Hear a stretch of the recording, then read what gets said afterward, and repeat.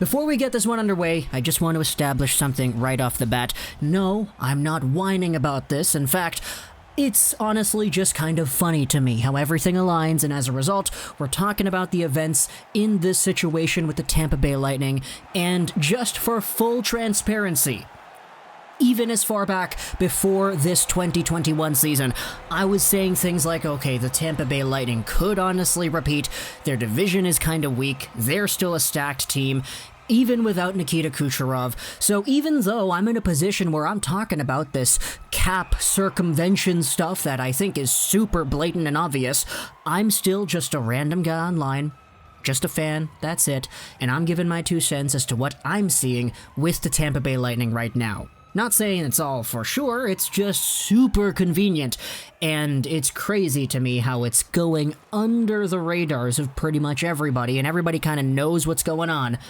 but still, it's going on. So, the big story with the Tampa Bay Lightning heading into the 2020 offseason was how they were going to get everybody back underneath that salary cap. They had all these guys, Mikhail Sergachev, Eric Chernak, Jan Ruda, Volkov, Joseph, Cirelli, all needing new contracts. And with the way the Lightning were framed, it looked like for sure they would need to get rid of a few of those guys in order to actually function next year as a cap-compromised team. And for a good part of the offseason, we were kind of wondering, okay, what's going to go on? What's going to be the final big move that's going to allow this team under Julien Brisebois to stick together? And the big announcement was made just before Christmas Eve of 2020, where it was announced that Nikita Kucherov, one of the best players in the entire NHL, would be sitting out the entire season because he would be sidelined with hip surgery.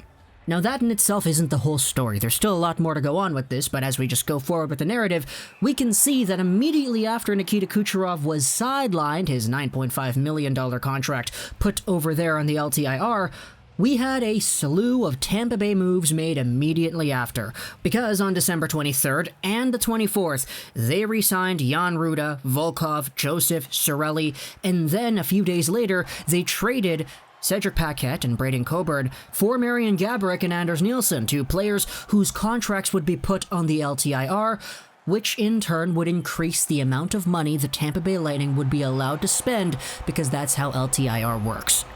And so, the Lightning, with Steven Stamkos in the lineup, went out there and they did their thing. So far in the NHL season, they are absolute powerhouses, and that's not a surprise. Everybody kind of knew the Lightning would be good this season, even without Kucherov, the guy to literally be the first one to score 99 points in 60 games since Lemieux and Jagr in the 90s.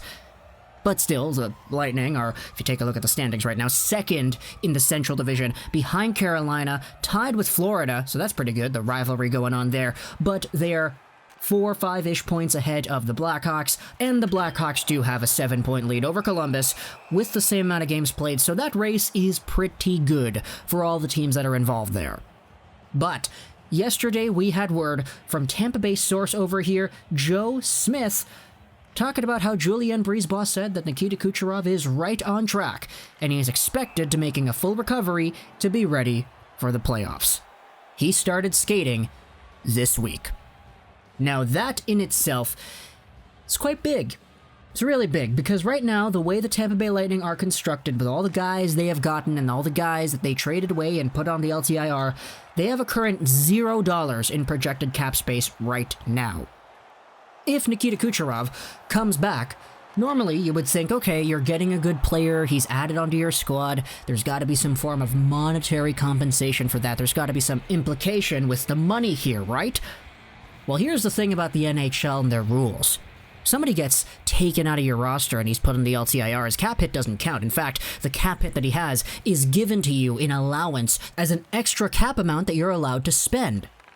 But if your player comes back in the playoffs, all of a sudden there's no more implications. There is nothing that happens if Nikita Kucherov comes back and he only plays in the playoffs. Because in the playoffs, not every team makes the playoffs. So therefore, regular seasons, cap hits, AAVs, all that stuff, it's accounted for in the regular season, meaning that the playoffs are a completely separate beast that is outside the realm of the normal cap structure. Therefore, Nikita Kucherov coming back would be a $9.5 million player added onto the Lightning's roster for free. Now, this has gotten a lot of people up in arms. People have been talking about, oh, the Kucherov thing is crazy because the Lightning were able to build a team that was right up against the cap, and now they're getting another player who is worth $9.5 million. How crazy is that the league is going to allow something like this? And there are so many defenses to go back the other way, too. Oh, Nikita Kucherov is a guy who had to sit out the entire year. What more do you want? He was out here with a legitimate medical issue. He had surgery. He sat out the year. But it's just kind of funny to me how the overall process is, okay, we will wait until the end of December for this guy to go out there and get his surgery. Remember, the playoffs ended in September.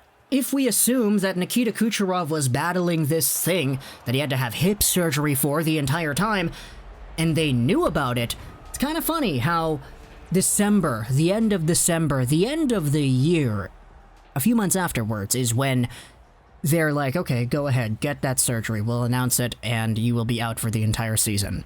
Because if they knew that this would take a long recovery time, I think it would make a lot more sense to say, okay, well, you have this thing that you battle at the end of the playoffs, okay, go ahead, get the surgery now. We want to see you play for us, Nikita. You're a good player, we're better with you on our squad.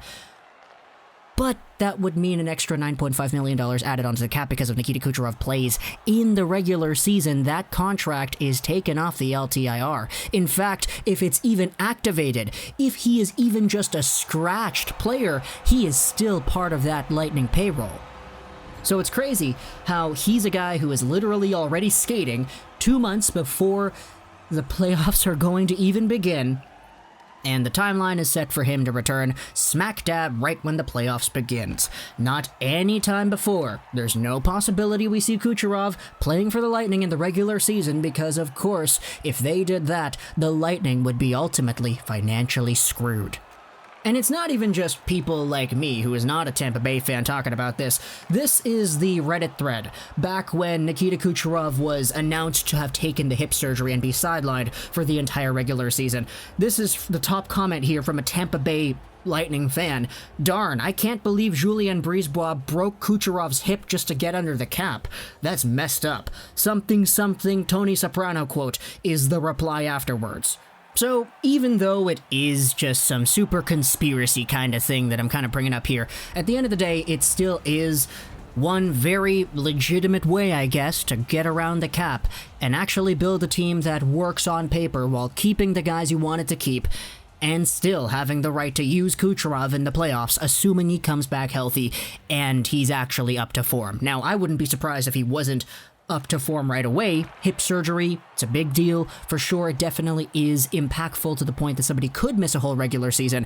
My problem initially was that the surgery, the injury, and all that stuff was announced literally like 2 months after the end of the playoffs. So it's funny that it took that long. It's funny that his announced return is right smack dab at the start of the playoffs because it all aligns so perfectly to what looks to be one of the most obvious cap circumvention moves that we're seeing in this league today. Now, of course, I said this whole time. The Lightning won a cup without Stamkos. If they can go out there with a Stamkos without a Kucherov, I would not doubt that they still have it in them to go out and make a huge playoff run. So if you add Kucherov, all of a sudden this team is just absolutely boatloaded stacked. They've always been clear Stanley Cup favorites, so that's not going to change if they add a Nikita Kucherov, even though the team they already built is Stanley Cup Championship caliber. It's just crazy how the $9.5 million AAV is not going to really count if he plays in the playoffs. Funny how that rule works, actually. But talk to me in the comments what you think about this. Tampa Bay Lightning, cap circumvention, do I have a point? Is it really that big of a deal? Obviously, even though this is a thing that goes on, the consequence is you don't have Kucherov for the entire regular season. But the point, again, is if you knew he was going to have to miss so many months, what's the point in telling him to hold out and wait until the end of the year to actually get the surgery and to actually start that recovery process? You know? So talk to me in the comments what you think. I hope you enjoyed this video. Ruleset, and bye.